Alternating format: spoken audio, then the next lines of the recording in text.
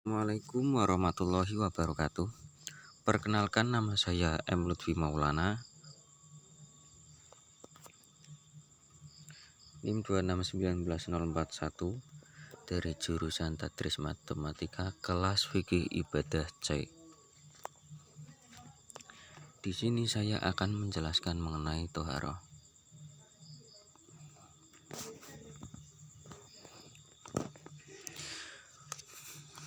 Pengertian toharoh menurut bahasa, toharoh berarti bersih atau suci. Kemudian menurut istilah, toharoh yaitu melakukan sesuatu agar diperbolehkan melaksanakan sholat berupa wudhu, mandi, tayamum, dan menghilangkan najis. Jenis-jenis toharoh yaitu atau bersuci, yaitu bersuci dari bersuci badan, tempat, serta pakaian.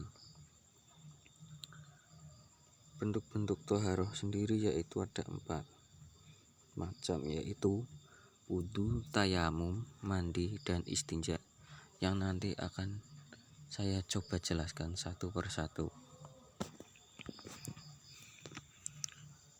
Untuk selanjutnya ada macam dan jenis najis. Jenis-jenis najis sendiri ada najis ainiyah serta najis hukmiyah. Najis ainiyah yaitu najis yang nyata akan keberadaannya. Sedangkan untuk najis hukmiyah yaitu najis yang keberadaannya sudah hilang tetapi masih membekas dari warna, bau, dan rasanya. Untuk selanjutnya ada macam-macam najis. Macam-macam najis sendiri ada 3, yaitu najis mukhafafah, najis mutawasitoh, dan najis mughalladoh. Najis mukhafafah atau najis ringan yaitu najis yang pensuciannya atau cara menyucikannya bisa hanya dengan memercikkan air jika bentuk najisnya hilang. Contohnya yaitu air kencing bayi lelaki yang masih berada di bawah umur 2 tahun dan hanya mengonsumsi ASI dari ibunya. Kemudian yang kedua yaitu najis mutawasitoh.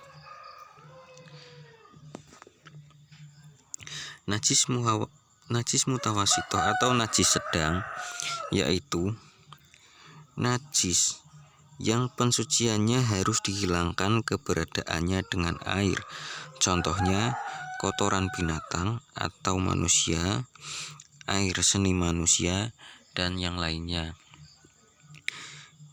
Yang ketiga najis mughalladoh atau najis berat yaitu najis yang pensuciannya harus dengan 7 kali siraman air dan di mana salah satu siraman tersebut harus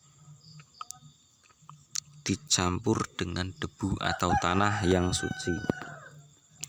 Untuk penyiramannya dicampur tanah dan atau debu tersebut terserah mau pada siramannya keberapa.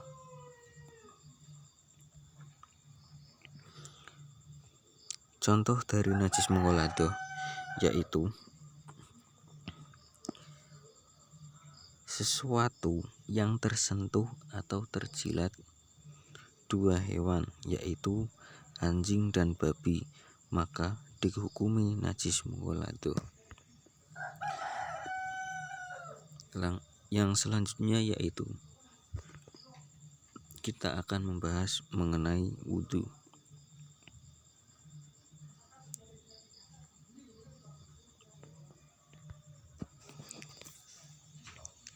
Wudhu yaitu bersuci, menghilangkan sesuatu hadas kecil pada diri kita ketika kita akan melaksanakan sholat.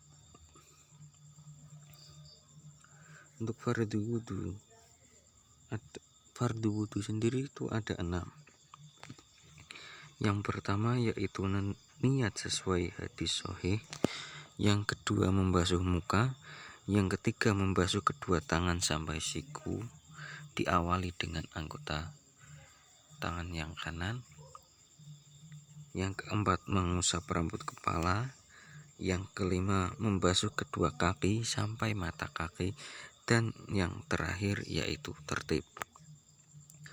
Untuk sunah-sunah wudhu diantaranya yaitu membaca basmalah, bersiwak, membasuh kedua telapak tangan sebanyak 3 kali, berkumur, istinsyak atau menghisap air ke hidung, menyela-nyela janggut dan jari-jari, membasuh anggota wudhu sebanyak 3 kali, tayamun atau memulai dari anggota tubuh bagian kanan berurutan, mengusap telinga, kemudian hemat dalam pemakaian air, dan berdoa setelah berwudu.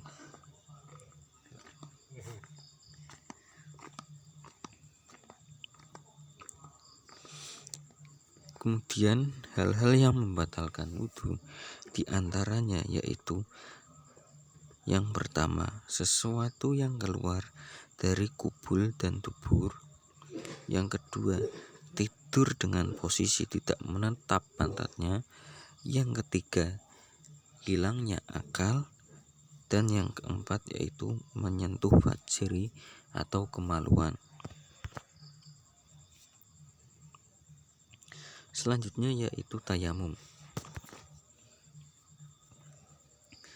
Pengertian dari tayamum sendiri menurut bahasa yaitu menuju atau berkeinginan.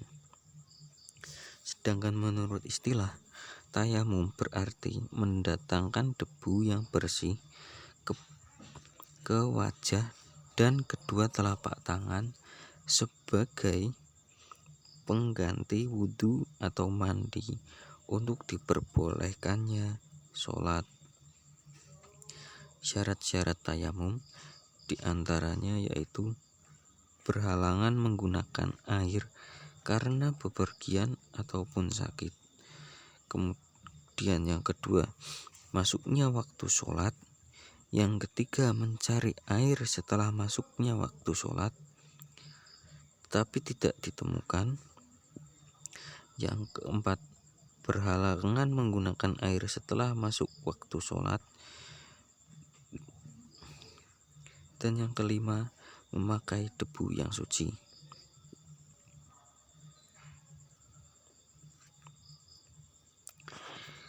Kemudian untuk fardu dari tayamum sendiri yaitu yang pertama niat, kemudian mengusap wajah, yang selanjutnya mengusap kedua tangan sampai siku, dan yang terakhir yaitu tertib. Sunah-sunah tayamum sendiri diantaranya yaitu membaca basmalah, menggunakan anggota tubuh yang kanan, dan yang terakhir yaitu langsung.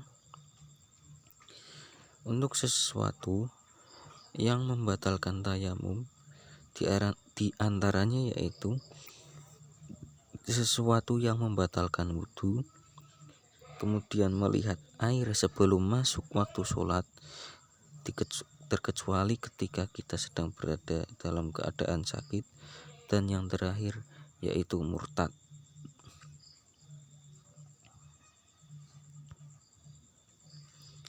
Kemudian saya akan menjelaskan mengenai mandi.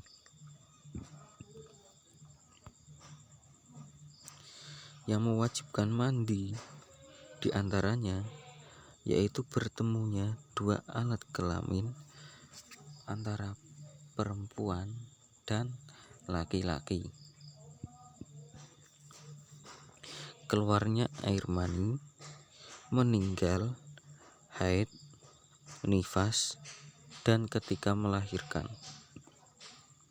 Fardu mandi yaitu diantaranya yang pertama niat menghilangkan hadas besar, yang kedua menghilangkan najis badan, dan yang ketiga sampainya air ke seluruh tubuh. atau diantaranya kulit dan rambut. Kemudian yang terakhir yaitu sunah-sunah mandi. Sunah-sunah mandi diantaranya yang pertama membaca basmalah, yang kedua berwudu dengan sempurna sebelum mandi, yang ketiga menggosokkan tangan ke seluruh tubuh, yang keempat beruntun dalam membasuh atau berurutan, dan yang kelima yaitu mendahulukan anggota kanan. Sekian dari saya, kurang lebihnya mohon maaf yang sebesar-besarnya. Wassalamualaikum warahmatullahi wabarakatuh.